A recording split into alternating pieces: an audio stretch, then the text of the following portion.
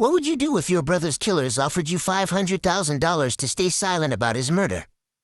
I never thought I would be the kind of person to take on a university, let alone one as prestigious as Whitmore College, but sometimes life forces your hand in ways you never expect.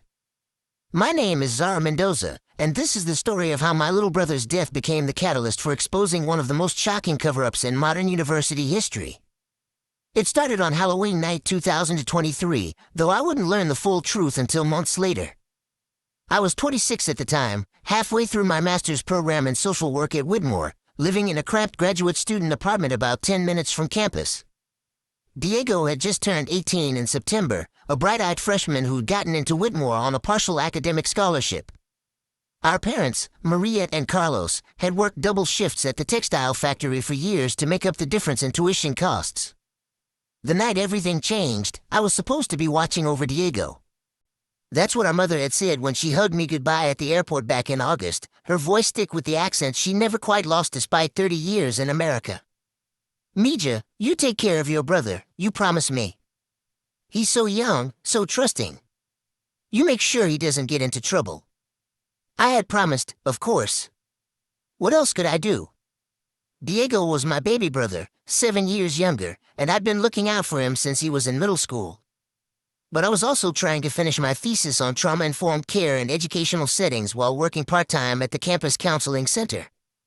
I thought I could balance it all. Halloween fell on a Tuesday that year. Diego had texted me around 6 in the evening, asking if I wanted to grab dinner before he went to some fraternity party. Alpha Kappa Phi was having their annual Halloween bash, and several of the guys had been pressuring him to rush since the beginning of October. I should have said yes to dinner, should have talked him out of going to the party, but I was buried under research papers and told him to have fun and be safe. Those were the last words I ever spoke to my brother. The call came at 3:47 in the morning from Whitmore General Hospital. A nurse with a tired voice told me there had been an incident, that Diego Mendoza had been brought in unconscious and was in critical condition. I threw on clothes and drove to the hospital in a panic, calling our parents from the parking lot because I couldn't bear to have that conversation while looking at Diego's broken body. He never woke up.